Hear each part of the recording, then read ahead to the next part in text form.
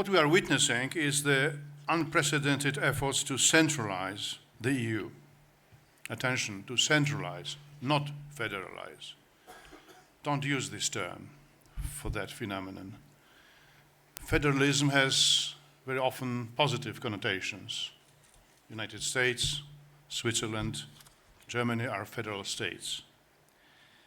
It is rather a centralizing feudal superstate which is being proposed, because there would be, if the project would be implemented, those who govern and those who will be governed, center and periphery, and referring to the terminology of feudalism, seigneurs and vassals.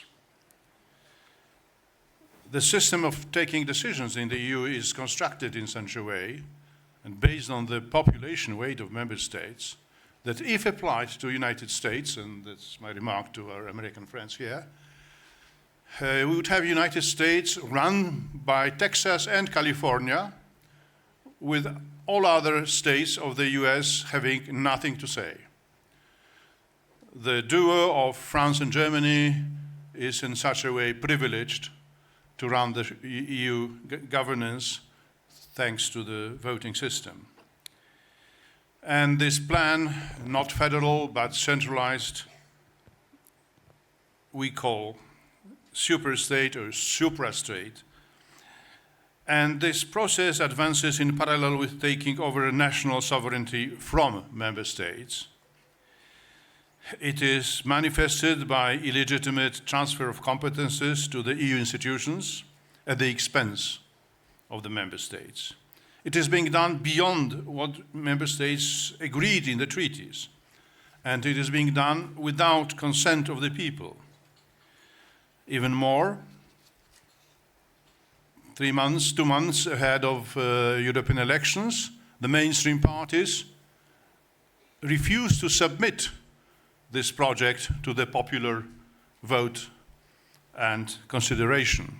That's why they toned down. They are preparing to implement this superstate project after elections without asking people. That's why our role of conservatives in the EU is to bring it up as a key debate of European elections coming soon. Centralization, as I called it, is based on 3 types of strategy. The first one is based on treaty changes which are enshrined in the 100 pages report by European Parliament. I've been, until the last moment, one of the 6 members of the team, and then I protested and left. The second strategy is to circumvent the treaties, various provisions, and thus allow for EU institutions to seize more powers by practicing so-called integration by stealth or competence creep, or simply violating the treaties outright. And the third type of strategy is to change the economic governance of the Union by implementing, without proper treaty base and without asking citizens, the common debt on the EU level and common taxes on the EU level, which are all those prerogatives of the member states and national sovereignty of them. And that comes to a situation which Americans call Hamiltonian moment. EU turning into a state, member states turning into subordinate regions. So you see here both an attempt and a project of revolution and an ongoing evolution in this direction. EU of 2004, when my country, Poland, joined, and EU of 2024, 20 years after, are 2 completely different entities. The problem is not the fact that EU is changing, but the way in which the EU's transformation is managed and who de facto manages it. Most member states are gradually being deprived of control over the direction of the EU's development. Moreover, in the EU itself, It is common to allow for the use of institutional violence, the use of political and economic blackmail, and the cover-up of scandals and abuse in institutions. The example of Poland and Hungary, King Agal spoke about Hungary, shows that this process has intensified after 2010, when there was a change in government in Hungary, and after 2015, when there was a change in government in conservative direction in Poland, when those new governments started to function, Fidesz and Law and Justice. And that became one of the main targets of attacks by mainstream oligarchic forces in the EU. A dangerous precedent was established in 2023. EU institutions actively participated in regime change in the member states, and also, as it was mentioned, threatened with the same action Italy. It shows the determination of centralist elites to remove the disobedient governments in the EU who do not want to follow their directives. Centralist agenda, what's in? The mainstream political forces advance the centralist goals under the manipulated slogan of ever closer union, forgetting the remaining part of the text of the treaties. Treaties speak about ever closer union of peoples, which means people and peoples coming closer by interaction, by various forms of societal, cultural closeness. Not ever closer union of states, but they do interpret it wrongly, inaccurately, as ever closer union of states. And whoever does not fit this agenda of ever closer union of states is pushed behind so-called cordon sanitaire. Thus, the EU consciously pursues inherently anti-democratic policy of blocking the development of the fully fledged, organized political opposition, including in the European Parliament. In 2004, the functioning of the EU was predicated on the logic of dialogue and cooperation. In the current EU, the logic of force and enforcement dominates, which manifests itself in the clear violation of treaty-based principles of subsidiarity, proportionality, and proximity by the EU institutions themselves. The result is an aggressive and ultra-virus interference of EU institutions in the exclusive competences of member states, such as in Polish case, justice system, or in Hungarian case, education, in order to force illegal changes. The EU does not need to change the treaties. It would be sufficient to respect them. Treaty change report, which is on the table, was prepared from mid-22 until mid-23.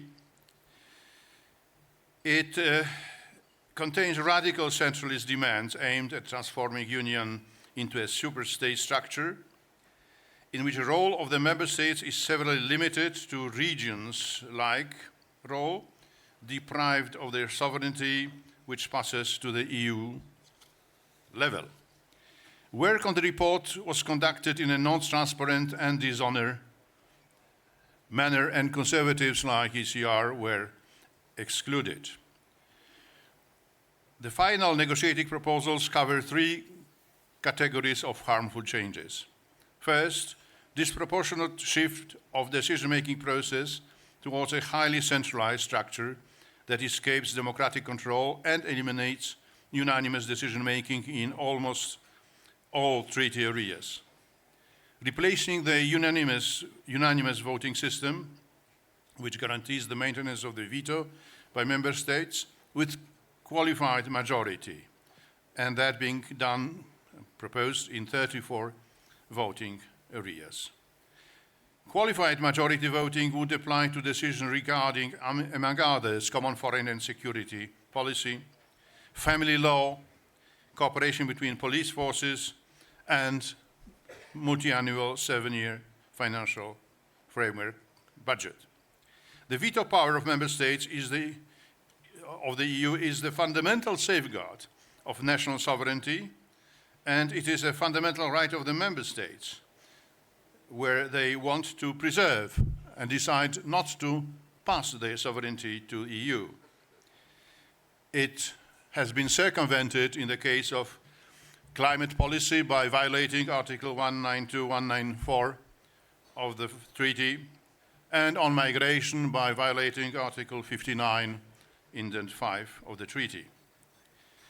The report also contains proposals to weaken further member states by creating new EU exclusive competence and 7 shared new competences.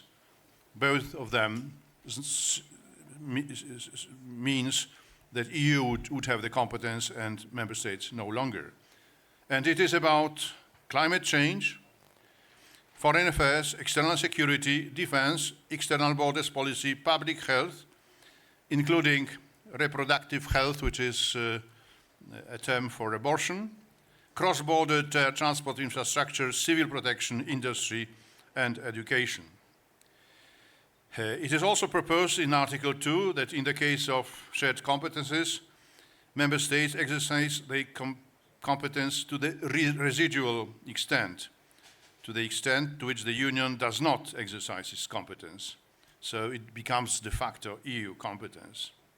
The report proposes a number of changes of purely political and ideological nature, such as replacing terms equality between men and women with term gender. Article 2 is supposed only to contain a catalogue of so-called EU values, including this gender ideology. This change is being forced through by saying it is necessary for EU to be able to enlarge. Argument that enlargement necessitates EU centralization via treaty change is a fake and blatant lie. Such claims is factually wrong and based both on politically and ideological false assumptions. The ultimate proof that it is not the case is that planned reform of the treaty proposes to preserve, not to abolish, veto on deciding on enlargement. The scientific empirical research which has analyzed the impact of previous enlargements on the functioning of the EU institutions proves that enlargement had, in the past, all those enlargements, had no negative effect on the decision-making capacity of the EU. On the contrary, the speed of decision-making has actually increased. So it is also a false statement. Experts also say with a view to enlargement, the EU should rather decentralize and not further centralize. Consequently, the centralizing reform of the EU is not necessary for the upcoming enlargement. To sum up, it is a false claim to argue that we would have either more Europe or no Europe.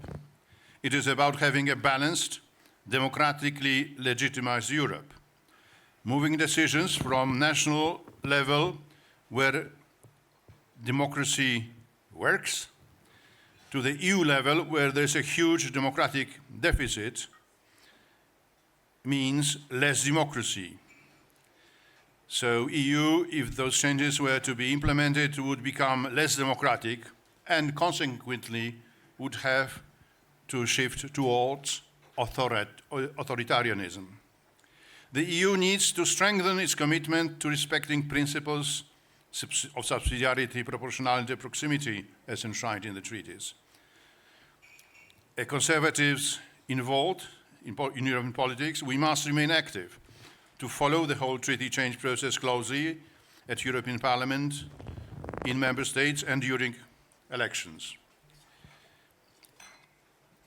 which are coming. The experience of the constitutional treaty, I am coming to close, at the departure of the Treaty of Nice, when even UK's resistance was broken, leads us to anticipate that even stronger instruments of political pressure and financial blackmail may be used this time.